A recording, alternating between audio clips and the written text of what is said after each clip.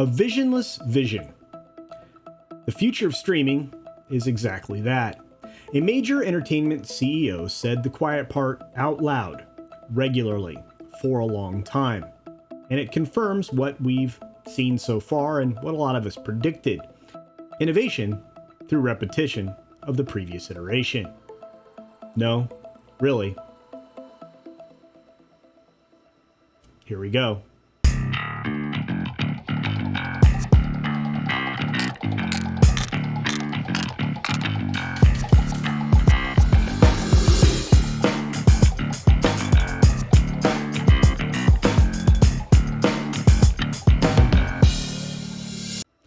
Bob Bakish walked quite gingerly through his latest quarterly conference call. He's got a whole lot of eager investors listening to him, hanging on his every word, hoping for some positive news that will push the stock price back up amid years of tumbling downward, ever since the merger. Again. Each and every quarter, Bob would repeat the same line, and it's quoted in a recent Variety VIP article. We will replicate TV in streaming. This simple statement, this type of mindset, shows that the desire to move streaming to replace linear television is, well, exactly the plan, with the same offerings, getting away from the airwaves to capture the younger audiences who consume media via streaming. I've always seen flaws in this approach. There are two vastly different animals here, streaming versus linear. The linear terrestrial model relies on commercials for a revenue stream. It's driven by hard metrics, like the ratings, which are made up of demographics and shares. The primary streaming model, pioneered by Netflix, is driven by subscriber revenue, collected from direct consumption of commercialless entertainment offerings.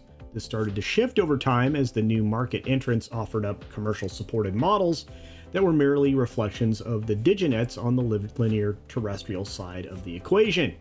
And a quick recap on diginets, if you didn't see my video, they're basically sub-channels broadcast in digital from your local broadcasters on the same band. They're usually about 9 other choices of programming in that same channel vein, and this would include CBS's Dabble, which is part of it, but you could also have local news, local weather, etc., each broken up into its own channel, including a channel that might be dedicated, like Dabble, to reruns. The expansion of every media company, or every media player, however you want to call that, into a streaming space was basically creating a problem, a dilution of everything. It's created lower quality content on every service that has decided to have a service. It's cheapened the brands that are attached to them. In many circles, this is an acknowledged problem, even among these big corporate CEOs. And for the likes of Bob Bakish and others, it's a problem that needs to be solved rather quickly.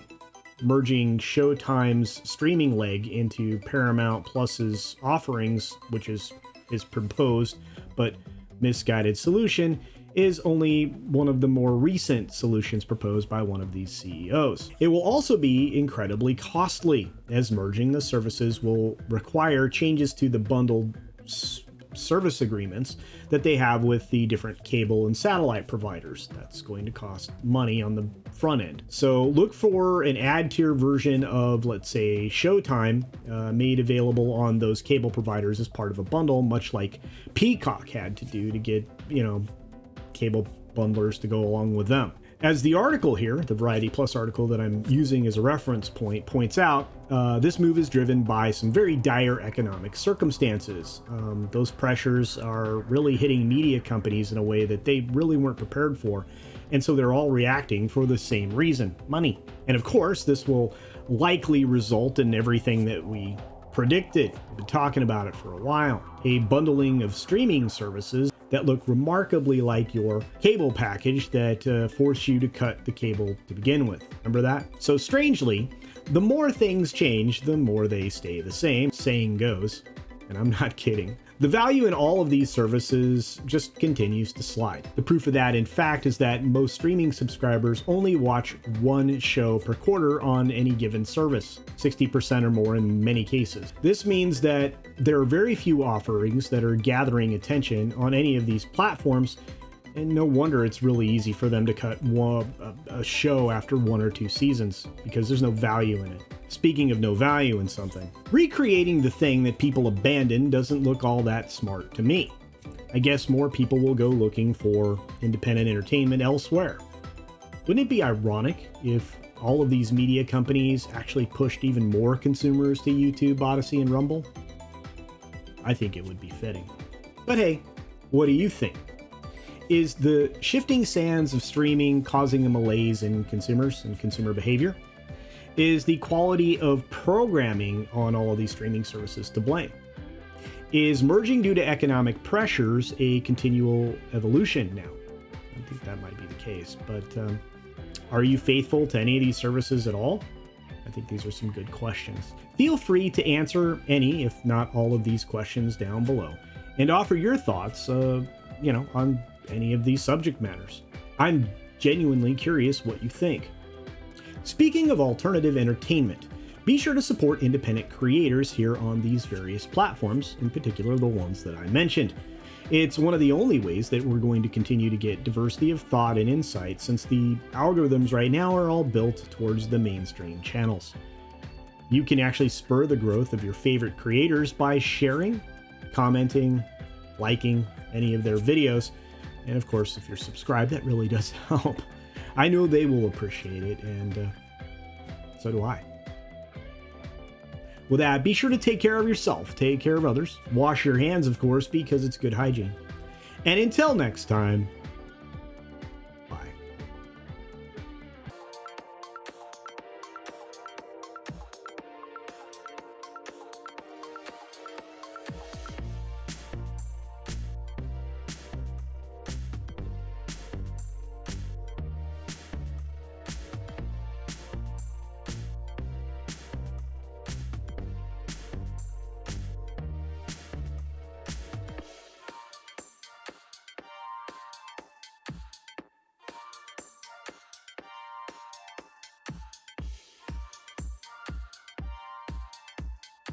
Thanks for...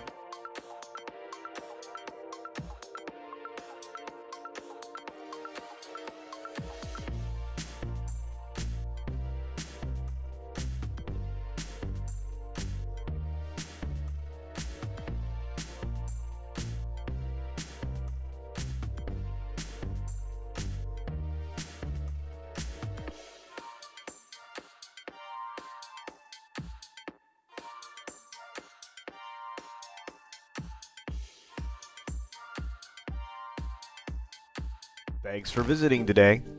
Be sure you're subscribed and hit that for alerts. Yay! Of course, like and share all of the videos that you can, as it helps with the algorithm. Have a great day.